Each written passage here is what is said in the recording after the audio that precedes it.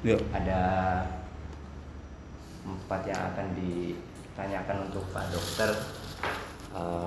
Wawancara yang pertama itu terkait proses pembahasan Raperda KTR saat ini kan masih alot dan informasinya diperpanjang sampai bulan September tahun 2025 ini. Apa harapan dari Pak Dokter kepada legislatif dan juga eksekutif terkait proses pembahasan Raperda KTR DKI Jakarta ini? Yang pertama, saya sudah sampaikan kepada Gubernur Jakarta Pramono Anung tanggal 16 Juni 2025 di Balai Kota bahwa Asosiasi PKL Indonesia menolak Raperda KTR DKI Jakarta yang lagi dibahas di DPRD itu mengatur jual beli rokok. Kenapa? Karena Raperda ini sesuai dengan diksinya kawasan tanpa rokok, itu tidak ada sangkut pautnya dengan aturan jual beli rokok.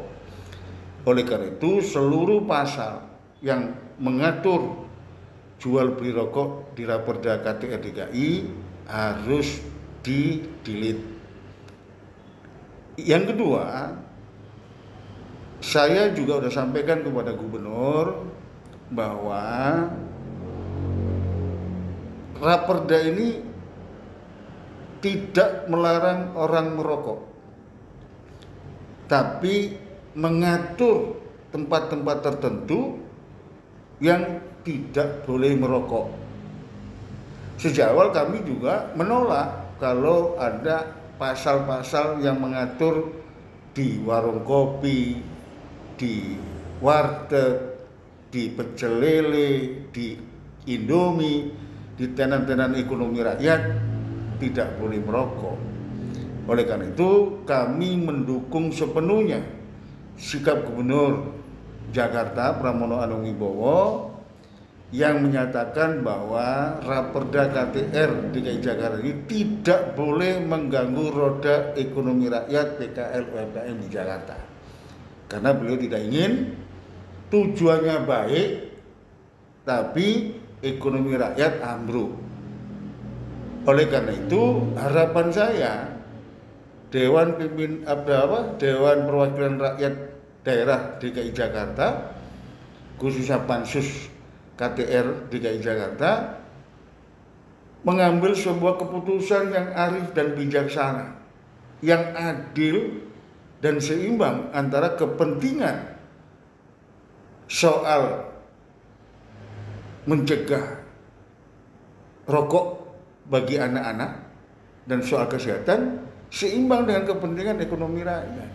Kita bisa bayangkan Pak Sigit, kalau aturan jual rokok eceran, kemudian zonasi 200 meter dari pendidikan dan tempat bermain anak tidak boleh jual rokok, 80.000 warung kelontong, ya, ratusan 200.000 kuliner, asongan, kopi keliling di Jakarta ini atau 650.000 UMKM akan terdampak secara langsung. Omsetnya pasti anjlok. Karena rokok ini tidak hanya menyumbang omset, tapi menjadi magnet masyarakat datang ke warung kelontong, di samping beli rokok, beli kebutuhan lainnya. Oleh karena itu harapan saya kepada DPRD, cabut seluruh pasal yang mengatur larangan jual rokok dan hanya restoran tertutup dan hiburan malam yang tidak diperbolehkan merokok, namun pengusahanya harus menyiapkan tempat bagi perokok yang berkunjung ke resto atau ke pusat hiburan malam. Begitu Pak Siti.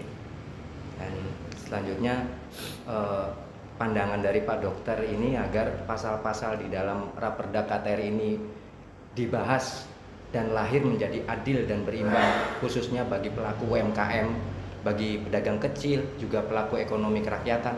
Apa sebenarnya yang harus dilakukan oleh Pansus KTR itu, Pak Dokter? Seperti saya sampaikan tadi bahwa diksinya itu kan kawasan tanpa rokok. Iya.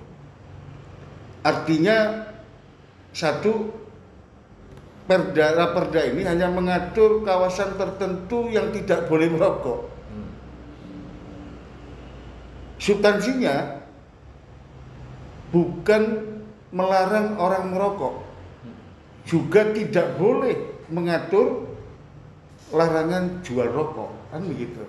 Oleh karena itu, satu, seluruh pasar yang mengadop dari PP 28/2024 terkait dengan larangan jual rokok eceran, zonasi 200 meter dari tempat pendidikan dan tempat bermain anak, memajang rokok dalam tenan usaha, periklanan dan sebagainya harus dihapus dari Raperda. Karena itu akan mencederai keadilan bagi ekonomi rakyat, omsetnya pasti anjlok. Yang kedua, ini mencederai keadilan dan memberikan perlakuan diskriminatif bagi rakyat kita yang berpenghasilan menengah ke bawah yang hanya mampu beli rokok eceran, begitu ya. Itu yang harus dilakukan oleh DPRD. DPRD nggak boleh kemudian ngotot soal kesehatan. Saya ini Pak Sigit dokter ahli kekebalan tubuh. Saya belajar soal rokok ini. Tidak ada basic scientific medis yang menyatakan hasil penelitian ilmiah Ali Masyun merokok, kemudian sel paru-parunya bisa berubah ukuran, bisa berubah warna, bisa berubah bentuk, menjadi kanker. Itu nggak ada. Yang ada based on statistik. Dan fakta di lapangan, perokok berumur di atas 70 tahun banyak. Artinya apa? Semua harus berada pada sikap yang arif dan bijaksana. Rezim kesehatan silakan. Ya, saya juga setuju. Anak-anak nggak boleh merokok, setuju saya. Kalau saya berkaitan dengan persoalan-persoalan yang menyangkut perilaku, ya. Tapi di satu sisi, jangan kemudian pelaku ekonomi rakyat kecil, masyarakat berpenghasilan rendah mengalami perilakuan yang tidak adil dan diskriminatif. Dan yang harus diingat sama DPRD, soal rokok, soal tembakau, soal cengkeh, ini warisan budaya dan ekonomi leluhur bangsa Indonesia.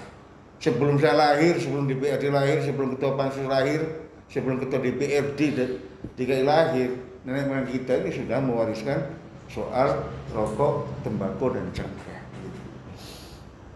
Lantas di tengah kondisi ekonomi sulit seperti sekarang ini Pak Dokter, pemberdayaan dan perlindungan seperti apa sih yang paling dibutuhkan oleh pelaku ekonomi kerakyatan dan pedagang kecil ini Pak Dokter? Yang pertama, kenapa saya menolak PP 28 2024 sejak PP ini belum ditandatangani oleh Jokowi sebagai presiden?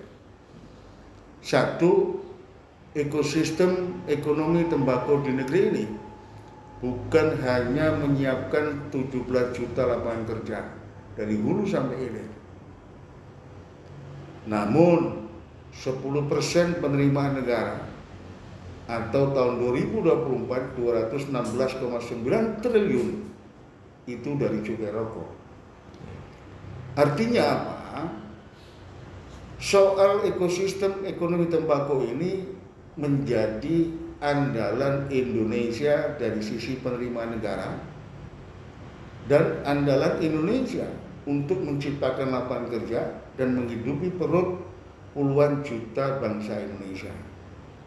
Oleh karena itu, saya terus-menerus mengincas kepada Presiden Prabowo Subianto, yang mana pada saat kampanye dan setelah jadi presiden, Prabowo selalu membanggakan pelaku ekonomi rakyat, pedagang kaki lima, bahkan tukang bakso, pedagang pasar, asongan, kopi keliling.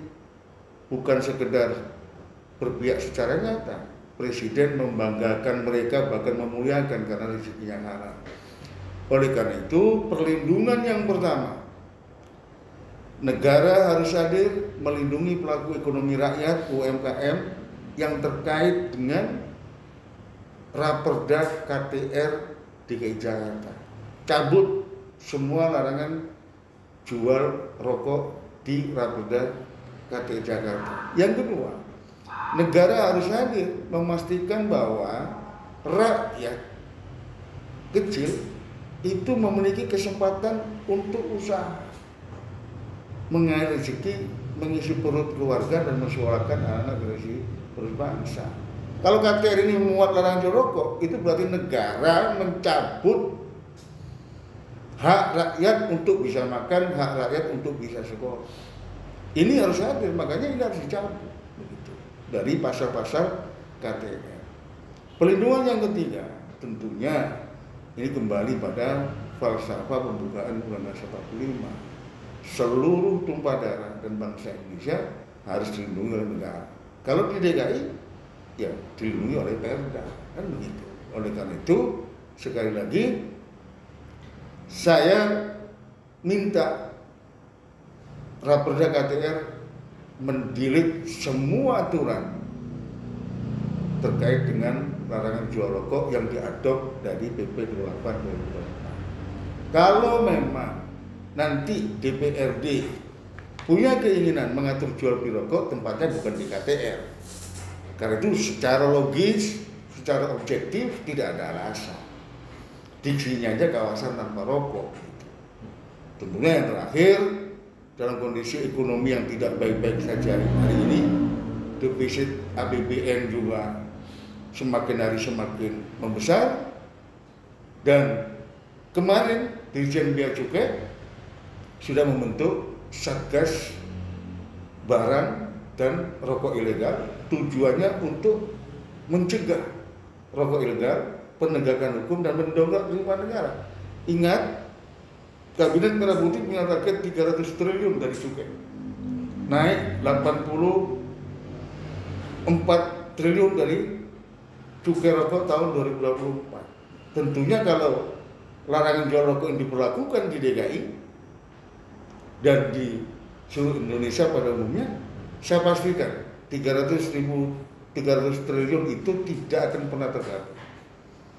Oleh karena itu, negara harus hadir melindungi itu dan mencabut semua bangsa. Yang terakhir, fasilitas usaha produktif dan permodalan.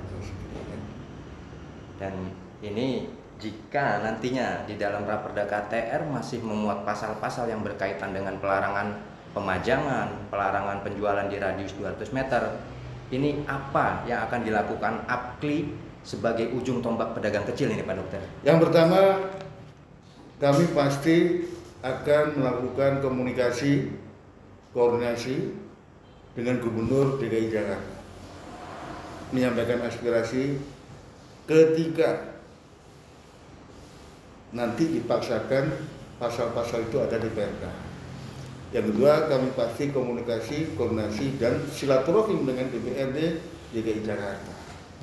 Kalau ini mentok untuk kita dorong revisi Perda, kami akan melakukan judicial review kepada Mahkamah Agung. Dan yang terakhir, kami akan turun gunung, aksi damai ke Balai Kota dan DPRD. Gitu, Pak. Siap.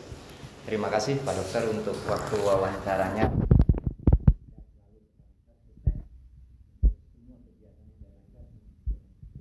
Amin. Terima kasih Pak Sigit.